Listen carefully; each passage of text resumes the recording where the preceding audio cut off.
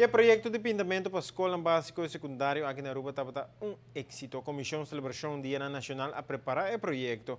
E um total de 34 escolas a participar, com a maioria das escolas tem mais ou menos 7.000 muitas a participar no concurso. Bana de concurso também de pintamento para educar muitas também ribadia de himno e bandeira. A celebração de 30 anos do Estado dessa parte, 40 anos do himno e bandeira, dedicada a nosso mutirão de uma maneira educativa e criativa. Bonita para celebrar 30 anos de Estado dessa parte e 40 anos de celebração de nossa bandeira e naturalmente para finalizar conscientizando nos mutirão que mais ribadia é importante. Nós temos parte de Onderbouw, terceiro lugar, nós temos Colégio Conrado Coronel, segundo lugar, nós temos Cacique Macuarima School e primeiro lugar, nós temos Emma School.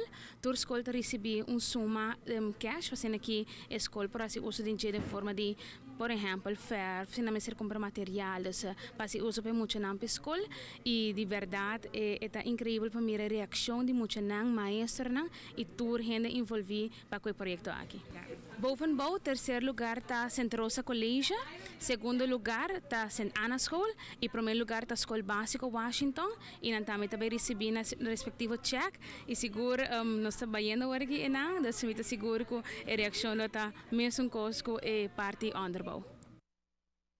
Final de competência de pintamento aqui no hobby bom e jurado não seguro não estava tendo um trabalho fácil. Seita aqui aportado em grande 30 anos de estado dessa parte e 40 anos de nosim de bandeira e está querendo que nós vamos tirar mestre informação válida aqui de que tem identidade.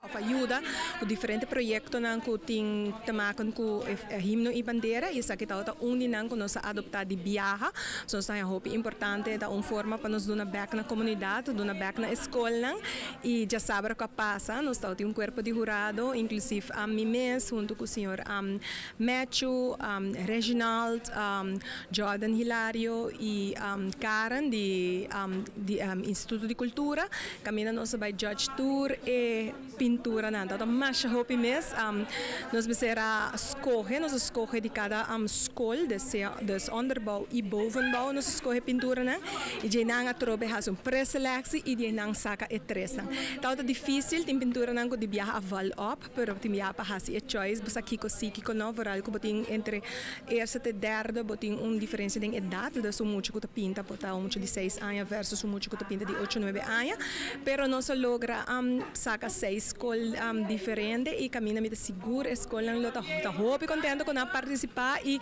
estão ganador seguramente que somos querem na mester de suma aqui para por esse projeto na para a escola.